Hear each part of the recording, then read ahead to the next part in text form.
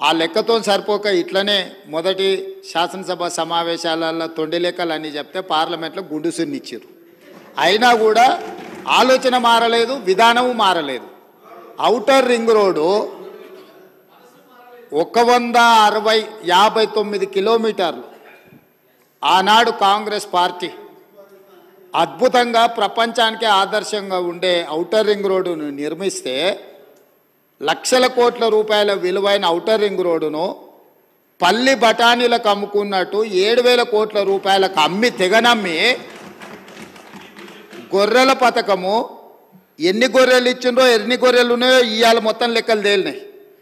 గొర్రెల మీద ఏసీ బోళ్ళు ఊరికి అట్లా మీద ఇట్లా తడిమి చూస్తే ఆల్రెడీ 700 కోట్లు గొర్రెల పేరు మీద దిగమింగినరని చెప్పి ఈరోజు రిపోర్ట్స్ వచ్చినాయి.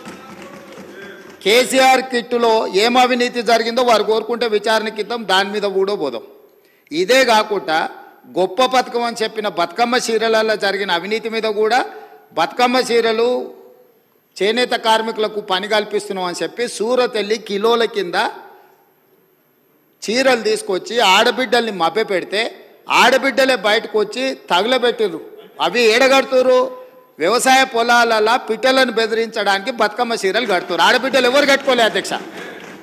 అంటే బతుకమ్మ ఒక సెంటిమెంట్ తెలంగాణ ఆడబిడ్డలకు, ఆ సెంటిమెంట్ను కూడా దోపిడీకే ఉపయోగించుకున్నారు.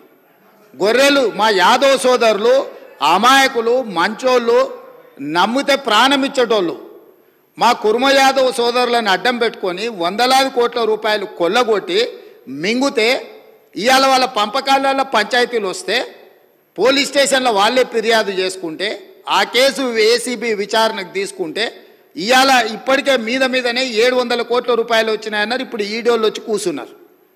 అదేవిధంగా మొన్నటి వరకు పదే మమ్మల్ని సవాల్ విసిరిండ్రు. ఏమని? అసలు కాళేశ్వరం మీద మేము పెట్టిందే 80,000 కోట్లు, కాళేశ్వరం ప్రాజెక్టే 80,000 కోట్లు అయితే 1,00,000 కోట్ల రూపాయల అవినీతి ఎట్లా జరిగింది?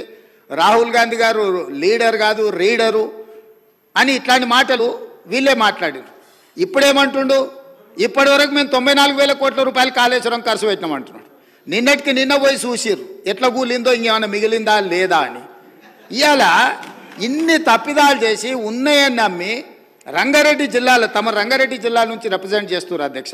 మా మల్రెడ్డి రంగారెడ్డి గారు ఎప్పుడు మొత్తుకుంటుంటారు, అన్నీ మా భూములు అమ్ముకున్నారు, కనీసం మాకు రోడ్లు కూడా వేయలేదు, మా డ్రైనేజ్కి కనీసం మురికి కాలువలు కట్టుకోనికి కూడా నిధులు ఇవ్వలేదు, మా కాలేజీలు కూడా కట్టుకోవడానికి నిధులు ఇవ్వలేదని మా మల్రెడ్డి రంగారెడ్డి గారు అంటుంటారు. ఎన్ని వేల కోట్ల రూపాయల భూములు అమ్మినరో ఇవాళ లెక్క తీద్దాం అధ్యక్ష. ఇవాళ అప్పుల లెక్క ఏదైతే చెప్తుండో అమ్ముకున్న లెక్కలు చెప్తలేడు.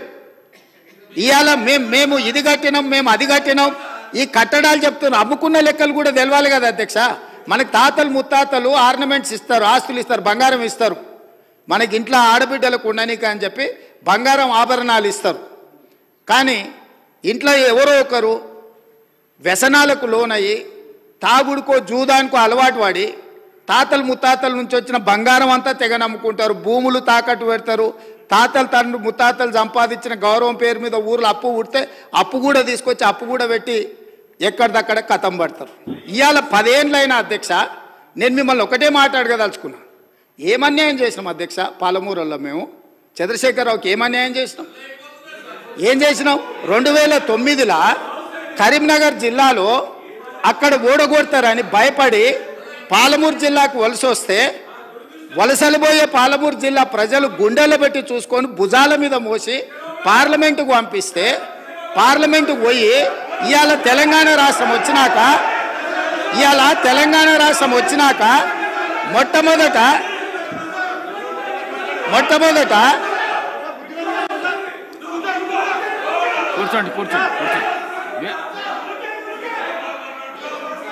మొట్టమొదట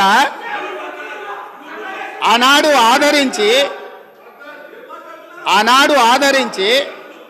భుజాల మీద మోసి పార్లమెంటుకు పంపిస్తే తెలంగాణ రాష్ట్రం వచ్చిన తర్వాత వచ్చిన తెలంగాణ రాష్ట్రానికి మొట్టమొదటి ముఖ్యమంత్రిగా వారి బాధ్యత ఏంది అధ్యక్ష? పాలమూరు జిల్లా ప్రాజెక్టులు పూర్తి చేయొద్దా అధ్యక్ష? ఈ రోజు కూడా ఉమ్మడి రాష్ట్రంలో ఏ అన్యాయం ఏ నిర్లక్ష్యానికి పాలమూరు జిల్లా గురైందో, మా తట్ట పని పార పని వలస బతుకులు ఎట్లున్నాయో బీఆర్ఎస్ పార్టీ అధికారంలోకి వచ్చిన 10 ఏళ్లలో అంతకంటే దారుణంగా తయారైనవి. ఇవాళ 10 ఏళ్ల తెలంగాణ రాష్ట్రంలో కూడా అదే కల్వకుర్తి, భీమా, నెట్టంపాడు, కోయిల్సాగరు, పాలమూరు రంగారెడ్డి ఎత్తిపోతల, సంగంబండ, రాజోలి బండ, జూరాల ఏ ప్రాజెక్టు కూడా ఈ 10 సంవత్సరాలలో దాదాపుగా 17.5 లక్షల కోట్లు అప్పులు లెక్కలైతే 20 లక్షల పైన కోట్ల రూపాయలు ఖర్చు పెట్టినా మా పాలమూరు జిల్లా ప్రాజెక్టులు పూర్తి కాకపోవడానికి వీళ్ళ దుర్మార్గం కారణం కాదా?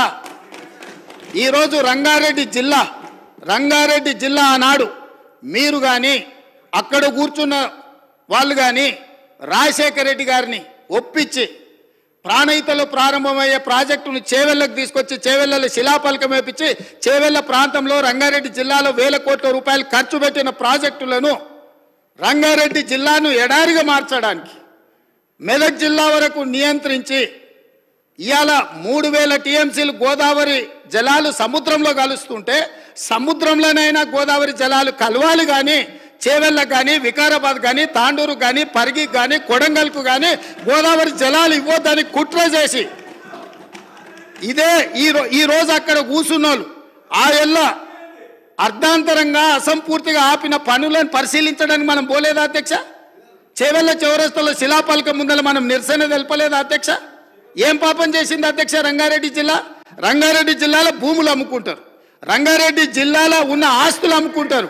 ఇవాళ చేవెళ్ళ ప్రాజెక్టును మొత్తం నిర్వీర్యం చేసి ఇంకా సిగ్గు లేకుండా ఈడికొచ్చి మేము వెలుగబెట్టినామని ఇవాళ ఈడికొచ్చి మాటలు చెప్తుండ్రా?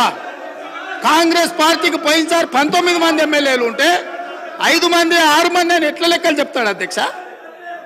అధ్యక్ష, ఇవాళ తెలంగాణ సమాజం మొన్న జరిగిన శాసనసభ ఎన్నికలలో కాళ్ళు చేతులు ఇరిసేసిండ్రు, అయినా మారకపోతే పార్లమెంట్ ఎన్నికలలో ఉరి తీసిండ్రు. గుండు సున్నా ఇచ్చినాక కూడా బుద్ధి మారకుండా ఇట్లా మాట్లాడు కరెక్ట్ కాదు అధ్యక్ష. విద్యుత్తు మీద కూడా నేను మా మంత్రివర్యులు చెప్తారు, విద్యుత్తులో కేంద్ర ప్రభుత్వాన్ని మేము ఏదో పోరాటాలు చేసినామని తప్పుడు ఒప్పందాలు ఏమేం చేసిండ్రో మీటర్లు పెట్టడానికి ఒప్పుకున్న అనుమతులు ఏంటో అన్ని లెక్కలు తీసి ఇదే సభలో పెట్టి అడుగుతాము. ఇప్పుడు మీ ద్వారా వారు నిజంగానే చాలా నిజాయితీగా నడుపుంటే నేను ఒక్కటే మాట అడుగుతున్నా, బతుకమ్మ చీరల మీద, కేసీఆర్ కిట్ల మీద, గొర్రెల పంపకాల మీద, ఈ 3 పథకాల మీద మీరు గొప్ప పథకాలు అంటున్నారు కదా, దీని మీద విచారణకు సిద్ధంగా ఉన్నారా? దీని మీద సమాధానం చెప్పండి అని నేను అడుగుతున్నా అధ్యక్ష.